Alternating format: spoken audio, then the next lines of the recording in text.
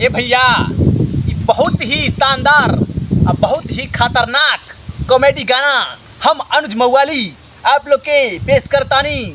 लाइक करी, सब्सक्राइब करी और शेयर जरूर करी भैया लोग। कमेंट भी कर दें यार लोग भैया कि कैसन वीडियो लगत है। ठीक है, चला आजा। अरे गोरिया लागेलू गोला गप्पा, तो गाना पर म्यूजिक पर हाँ। अरे गोरिया लागेलू गोला गप्पा, गोरिया लागेलू गोला गप्पा।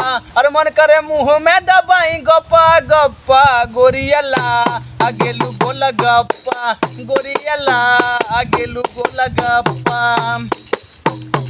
अरे मन करे मुँह में दबाई गप्पा गप्पा, अरे मन करे मुँह में दबाई गप्पा गप्पा। गोरिया लागेलू चप्पा चप्पा, गोरिया लागेलू गोला गप्पा, गोरिया लागेलू गोला गप्पा। गोरिया लागेलू गोला गप्पा, गोरिया लागेलू गोला गप्पा। अरे फूल के पनिया जस तोहरी जवनिया, ओठवा के ललिया बछोलावा ए गोरिया, ओठवा के ललिया बछोलावा। अरे फूल के पनिया जस तोहरी जवनिया, अरे ओठवा लगेला तोहर छोलावा ए गोरिया, ओठवा लगेला तोहर छोलावा।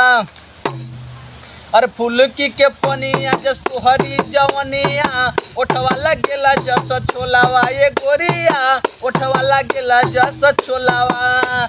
अरे मन करे जिभिया लगा के चटी जाई, मन करे जिभिया लगा के चटी जाई। कि खड़े घोट जाई तोह के ये गोरिया, कि खड़े घोट जाई तोह के ये गोरिया।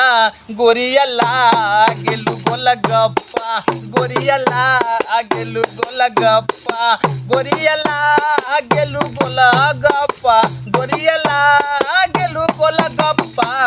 अरे गोरिया लागेलू गोला गप्पा, गोरिया लागेलू गोला गप्पा।